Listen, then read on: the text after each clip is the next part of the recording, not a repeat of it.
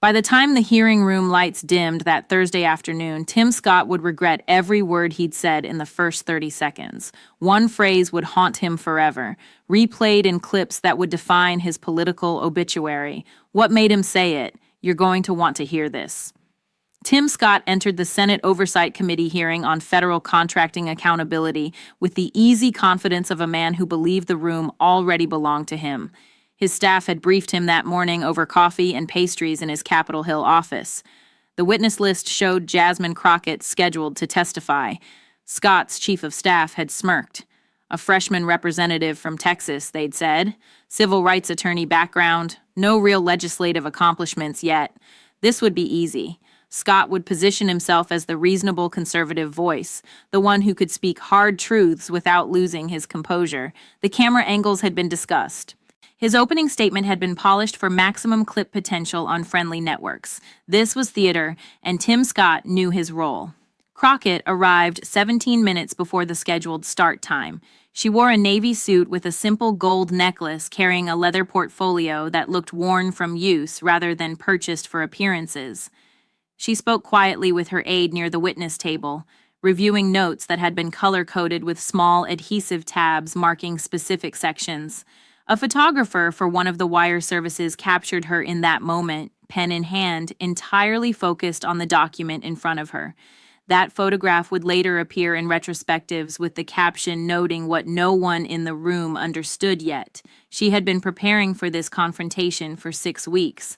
When Scott took his seat at the dais, he leaned back in the leather chair with the posture of someone settling in for a performance he'd rehearsed.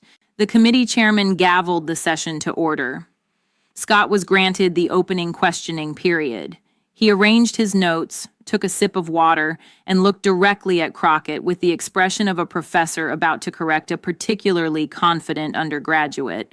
"Representative Crockett," he began, his voice carrying that practiced tone of courteous condescension perfected by men who consider it gentlemanly.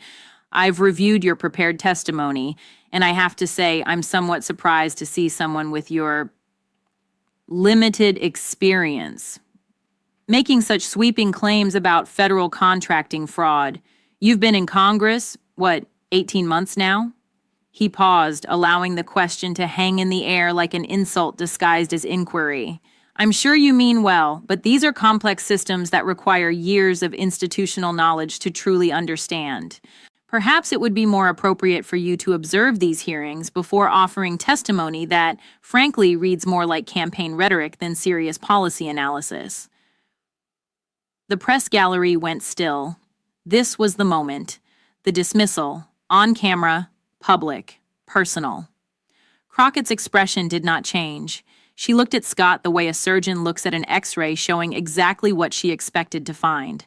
Her hands remained folded on the table in front of her. She did not reach for her notes. She did not lean forward. She simply held his gaze with the kind of stillness that makes loud men deeply uncomfortable. Scott continued, warming to his theme. "I think what concerns me, Representative, is this pattern we're seeing from certain members of your party.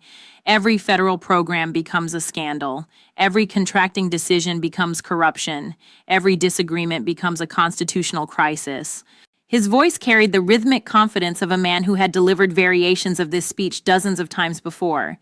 The American people are tired of it. They want solutions, not grandstanding. They want expertise, not outrage. And with all due respect, what I see in your testimony is a lot of the latter and very little of the former. Several senators on Scott's side of the aisle nodded approvingly. This was the framing they had discussed in their pre-hearing strategy session. Position Crockett as naive, emotional, partisan. Make her defend her credentials rather than present her evidence. Control the narrative before she could establish one of her own. It was textbook political theater. Scott glanced at the camera positioned to capture his right profile. He was pleased with how this was going. Crockett let him finish. She waited 3 seconds after his last word. A pause long enough to be noticeable, but not long enough to seem calculated. Then she spoke, her voice carrying none of the defensiveness Scott had been baiting for. "Senator Scott, I appreciate your concern about my 18 months of congressional experience." Her tone was conversational, almost gentle, the way someone might correct a factual error in a casual discussion rather than a televised hearing. Before I respond to the substance of your questions, I want to make sure we're working from the same factual baseline. You mentioned that my testimony reads like campaign rhetoric. I'm curious, did you read the appendices? Because the claims I'm making aren't actually mine. They're from the Department of Defense Inspector General's office, the Government Accountability Office, and sworn depositions from 14 federal contracting officers across 6 agencies. Those are the sources cited on page 4 of the document your staff should have provided to you this morning. She reached for her portfolio, opening it with the calm precision of someone who knew exactly where everything was. The first page she removed was a simple summary sheet, a single page with large text, visible even to the cameras positioned 15 feet away. She placed it on the table, facing Scott's position on the dais. "This is a timeline," she said. "It shows the specific contracts I'll be discussing today. Each one has a corresponding case number from the Inspector General investigations. I'm not making claims, Senator. I'm presenting documented findings from your own executive branch oversight offices. If those findings read like campaign rhetoric to you, I'd suggest that says more about the severity of what they uncovered than it does about my rhetorical choices." Something shifted in Scott's expression. Not panic. Not yet. But the first small crack in the confident facade, a moment of recognition that this was not proceeding according to script. Crockett continued, her voice never rising, never sharpening. "You mentioned my limited institutional knowledge. That's a fair point to raise. I've been in Congress for 18 months. Before that, I spent 11 years as a civil rights attorney, 6 of those years specifically working on cases involving federal contracting fraud and minority business enterprise violations. I've deposed senior officials from 4 cabinet-level agencies. I've reviewed approximately 4,000 pages of federal acquisition regulations as part of litigation discovery. I've sat across from agency general counsels and watched them attempt to defend the indefensible. So while I respect your concern about my institutional knowledge of Congress, I'd ask you to consider that my institutional knowledge of federal contracting law might be exactly why I'm qualified to be here." She paused, let that settle, then opened a second folder. This one was thicker, with colored tabs marking sections that had been prepared with the kind of methodical care that does not happen the night before. Let's talk about the specifics you asked for. The first contract I want to discuss is Department of Defense Contract W992BK19C0047. That's a $43 million contract awarded in September 2019 for temporary housing construction at Fort Hood, later renamed Fort Cavazos. The contract was awarded to Lexington Strategic Services, a company that had been incorporated exactly 14 months before bid submission. At the time of contract award, Lexington Strategic had 3 full-time employees and no prior experience with military construction projects above $2 million in value. Crockett pulled a document from the folder, holding it up briefly before placing it on the table. "This is the pre-qualification score sheet from the contracting officer's file, obtained through FOIA request. Lexington Strategic scored 64 out of 100 on technical capability. That placed them 5th out of 7 bidders. They were not the low-price bidder. They were not the highest-rated technical bidder. The contract was awarded under a justification citing urgent operational need that bypassed normal competitive procedures. The contracting officer who signed that justification was named Gerald Wainwright. He retired from federal service 6 weeks after the contract was awarded and took a position as Vice President of Business Development at Lexington Strategic Services 3 months later.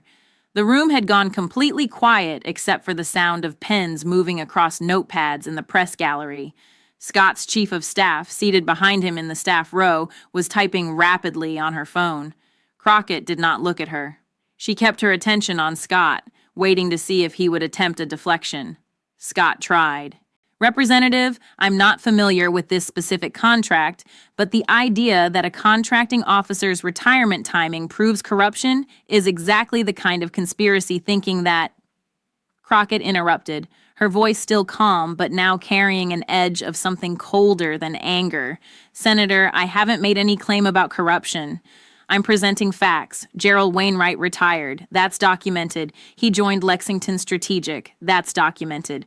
Whether those facts constitute corruption is a legal conclusion I'm not qualified to draw from this podium, but I'm not finished with the facts." She turned to a new tab in the folder. The contract I just described was the first of 7 awarded to Lexington Strategic Services between September 2019 and January 2022. Total value, $284 million. All 7 contracts were awarded using expedited procedures that bypassed full competition. All 7 were managed or approved by contracting officers who retired within 18 months of the awards and subsequently took positions either directly with Lexington Strategic or with companies in their supply chain. I have the retirement dates, the hire dates, the position titles, and the salary ranges for all 7 individuals. This isn't speculation, it's personnel records cross-referenced with contracting databases. She paused, watching Scott's face register what was happening. This was not going to be a debate. This was going to be a prosecution. Now, Senator, you mentioned my lack of institutional knowledge. Let me demonstrate some institutional knowledge for you. Federal Acquisition Regulation, Subpart 3. 104-3 prohibits contracting officers from participating in any procurement action affecting the financial interests of any organization with which they are negotiating or have an arrangement for future employment. The penalty for violation is not administrative. It's criminal under 18 U.S. Code Section 208. These aren't obscure regulations, Senator. They're the foundation of federal procurement ethics. And according to the DoD Inspector General's report issued 7 weeks ago, all 7 of these contracts violated those regulations. Not allegedly. Factually. The IG made criminal referrals to the Department of Justice for 4 of the 7 contracting officers I just named. Scott attempted to regain control. If there are ongoing Justice Department investigations, it seems inappropriate for us to be discussing. Crockett cut through the deflection like a scalpel through silk. The investigations aren't ongoing, Senator. 3 of the 4 have concluded. 2 resulted in guilty pleas. The 3rd resulted in a deferred prosecution agreement. The 4th is still under grand jury review, which is why I'm not naming that individual today. But the other 3, their names are public record. The court documents are public record. The plea agreements detail exactly what they did and who benefited. Would you like me to read from those plea agreements now, or would you prefer to wait until I've finished presenting the full pattern?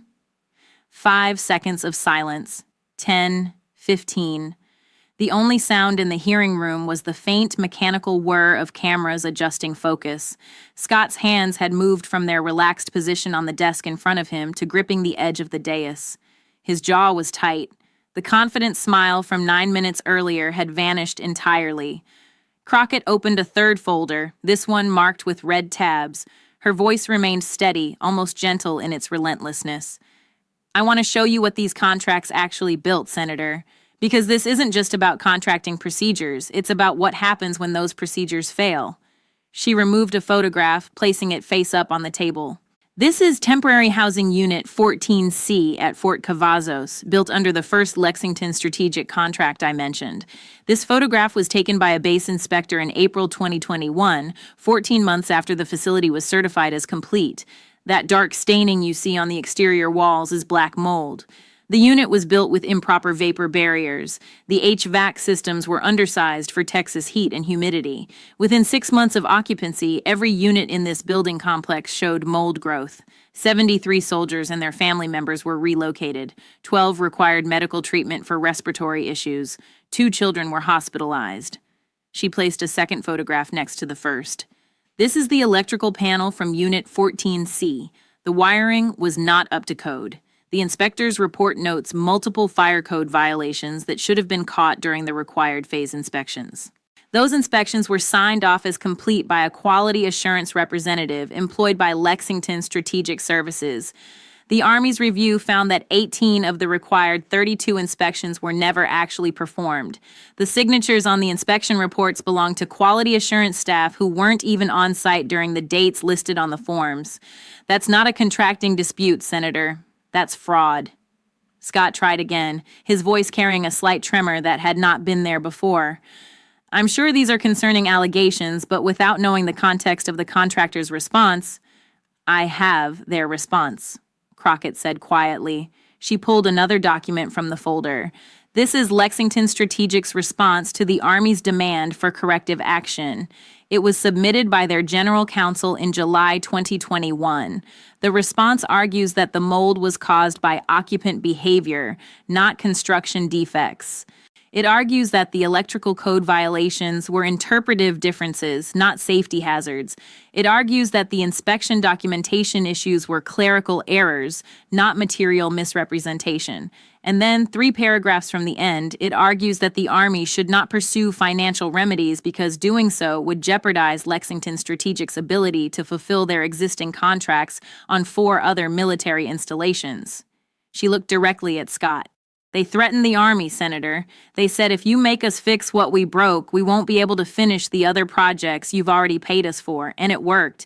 The Army settled for $4 million in credits against future work, rather than demanding the full $18 million in remediation costs documented by their engineers. Lexington Strategic continued to receive new contract awards for another 9 months after that settlement. And Crockett closed that folder and opened another, this one marked with a blue tab. I want to introduce you to someone, Senator. Her name is Melissa Garrett. She's here in the gallery today. Crockett gestured toward the public seating area, where a woman in her early 40s sat in the 3rd row, her hands folded in her lap. Ms. Garrett's husband, Sergeant First Class David Garrett, was stationed at Fort Cavazos. He lived in Temporary Housing Unit 14C with Melissa and their 2 daughters from November 2020 through March 2021. Both daughters developed chronic respiratory infections during that time.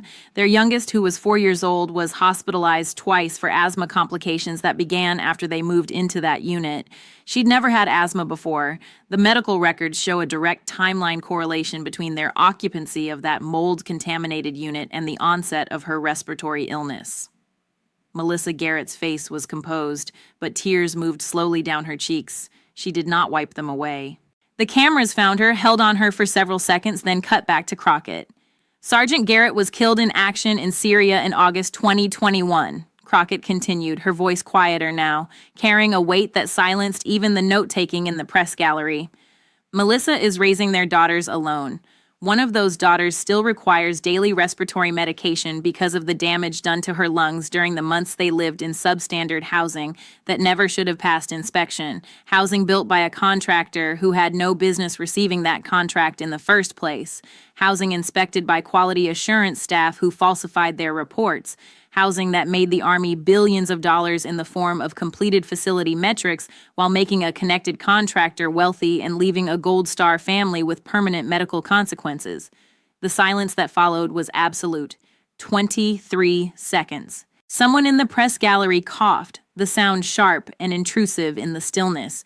Crockett waited through all of it, her attention never leaving Scott's face. Finally, she spoke again. Senator, you opened this hearing by questioning my credentials and my motivations.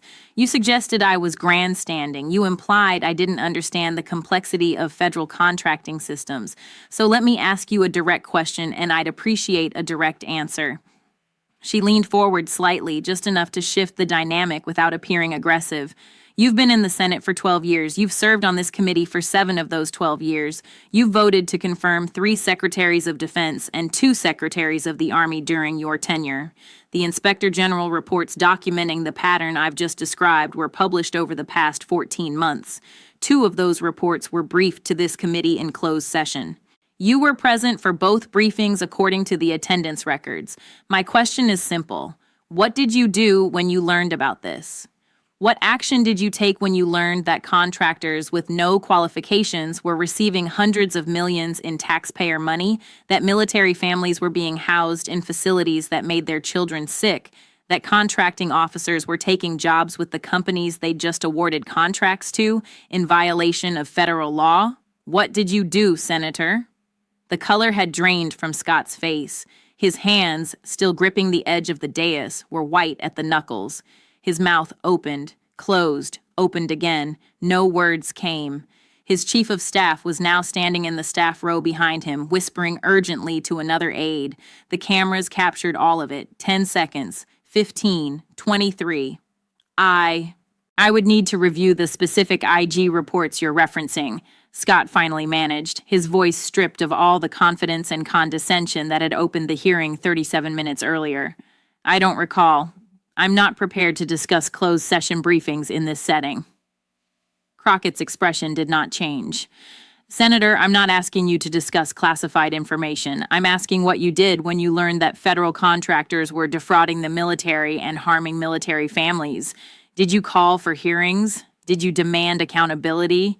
Did you introduce legislation to close the loopholes that allowed these contracts to bypass competition? Did you do anything other than attend the briefing, listen to the findings, and then vote to confirm the next nominee who promised to take it seriously? Scott's voice cracked slightly on the first word. Representative, I resent the implication that I've been negligent in my oversight duties. This committee reviews thousands of contracts. We can't investigate everyone personally. I'm not asking about thousands of contracts, Crockett said, her voice still calm but now carrying an undertone of steel that made even the press gallery go still. I'm asking about these seven, $284 million, criminal referrals, guilty pleas, sick children, a Gold Star widow sitting 15 feet behind you right now. These 7 contracts, what did you do? The silence that followed was different from the previous ones. This was not the silence of Scott formulating a response. This was the silence of a man who had no response to give. His face had gone from pale to flushed, a deep red that started at his collar and moved up his neck to his cheeks. His eyes darted to his chief of staff, then to the chairman looking for rescue that was not coming. He started, then stopped, tried again. The role of this committee is oversight, not operational management. You rely on the agencies, Crockett cut in, her voice now sharp enough to leave marks, whose contracting officers were taking jobs from the companies they were awarding contracts to. You rely on the agencies whose inspectors were signing off on work that was never performed. You rely on the agencies that settled for pennies on the dollar rather than holding contractors accountable. That's not oversight, Senator. That's abdication. She gathered the folders in front of her, stacking them with deliberate care. I've been in Congress for 18 months, Senator. You're right about that. I don't have your years of institutional knowledge. I don't have your seniority. I don't have your relationships. But I spent 6 weeks preparing for this hearing. I read every Inspector General report. I reviewed every contract file that FOIA would release. I interviewed 8 of the contracting officers who blew the whistle on this scheme. I met with Melissa Garrett and 11 other military families who lived in these substandard facilities. I did the homework, Senator. And what I found is a pattern of fraud, negligence, and institutional failure that cost taxpayers hundreds of millions of dollars and cost military families their health and safety. She stood, gathering her materials. You asked what I've accomplished in my 18 months. I've documented a contracting fraud scheme. I've identified the systemic failures that allowed it to happen. I've presented that documentation to this committee and to the Department of Justice, and I've given you the opportunity to demonstrate that this committee takes its oversight responsibilities seriously. What you've demonstrated instead is that you don't even remember being briefed on criminal activity affecting the people you were elected to protect. Scott's hands left the dais and dropped to his lap. His shoulders slumped. The change in his posture was visible even in the wide camera shots. The man who had entered this hearing room with the easy confidence of assumed superiority now looked like someone who had just watched his entire political brand collapse in real time. This hearing is about accountability, Crockett said, her voice returning to that measured calm that had characterized most of her testimony. You wanted to question my credentials, my experience, my right to make claims about federal contracting. I've answered those questions. Now I have one more for you, and I'd like it on the record. Melissa Garrett is here. Her daughter still needs medication every day because of the mold exposure in that housing unit. Sergeant Garrett gave his life for this country, and his family was poisoned by a contractor who bribed his way into work he couldn't perform. Knowing what you know now, Senator, what are you going to do about it? The silence that followed was the longest yet. 30 seconds. 40. Someone's phone buzzed in the gallery and was hurriedly silenced. Scott's mouth worked soundlessly. Finally, he looked not at Crockett, but at the chairman seated beside him. Mr. Chairman, he said, his voice barely above a whisper, I need to request a recess. I need to consult with committee counsel. Noted, the chairman said. This hearing stands in recess for 15 minutes. The gavel came down. Scott stood abruptly, his chair rolling backward from the force. He did not look at Crockett. He did not look at the cameras. He walked directly toward the rear exit reserved for senators, his chief of staff scrambling to follow. The cameras captured his exit, the set of his shoulders, the speed of his departure. The door closed behind him with a soft click that the microphone still picked up. Crockett remained at the witness table, organizing her folders back into her portfolio with the same methodical care she'd shown throughout. Melissa Garrett rose from her seat in the gallery and walked to the witness table. The two women embraced briefly, Melissa whispering something that the cameras could not capture. Crockett nodded, squeezed Melissa's hand, then turned back to her materials. In the press gallery, reporters were already filing stories. The wire services would have the first alerts out within 90 seconds. Scott flees hearing after Crockett questions on contracting fraud. The video clips were already being trimmed. The opening dismissal, the credential destruction, the unanswered question, the exit. By the time the 15-minute recess ended, the clips would have hundreds of thousands of views. Tim Scott never returned to the hearing room that day. His office issued a statement 40 minutes later, citing a scheduling conflict that required immediate attention. The chairman reconvened the hearing with Scott's seat conspicuously empty, the nameplate still in place, but the chair turned slightly away from the table, as if someone had left in a hurry and forgotten to straighten it. Crockett completed her testimony, answering questions from other committee members for another 90 minutes. Her answers remained precise, documented, professional. When asked by a sympathetic senator whether she felt Senator Scott's opening comments were appropriate, she deflected gracefully. "I'm not here to adjudicate Senator Scott's rhetoric," she said. "I'm here to present evidence of systemic contracting failures and to advocate for the military families harmed by those failures. Whether any individual senator takes that evidence seriously is between them and their constituents." The hearing concluded at 4:47 p.m. Crockett thanked the chairman, gathered her materials, and left through the main entrance where Melissa Garrett was waiting. The two women walked out together, Crockett's hand briefly on Melissa's shoulder, neither of them stopping for the reporters who called questions from behind the security barrier. 3 weeks later, the Department of Defense announced new requirements for contracting officer conflict of interest disclosures and post-employment restrictions. The announcement came in a Friday afternoon press release that credited recent oversight hearings for highlighting the need for reform. Tim Scott's name appeared nowhere in the release. Jasmine Crockett's name appeared nowhere in the release, but everyone who had watched that Thursday hearing knew exactly which oversight hearing the Pentagon was referencing. Tim Scott's office never responded to multiple requests for comment on his absence from the remainder of the hearing or on the contracting reforms that followed. His re-election campaign would later struggle to explain the viral clips of his opening dismissal juxtaposed with his hurried exit. The images became a staple of opposition advertising. Scott's confident smirk as he questioned Crockett's credentials, followed immediately by his pale, silent face as he fled the room unable to answer her question. For Melissa Garrett, the reforms came too late to undo the damage to her daughter's lungs or to bring back her husband.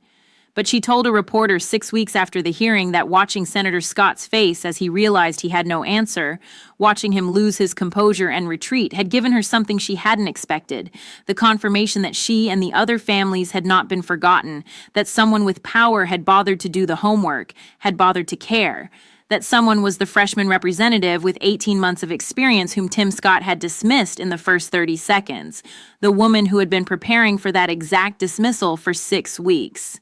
The woman who knew that arrogant, powerful men make their greatest mistakes in the moments when they're most confident they've already won. Tim Scott had questioned her qualifications at the start of that hearing, but when the cameras stopped rolling and the clips went viral and the reforms were announced, everyone understood the truth. She wasn't the one who lacked the qualifications to be in that room. She had the documented evidence, the legal expertise, the moral authority, and the meticulous preparation.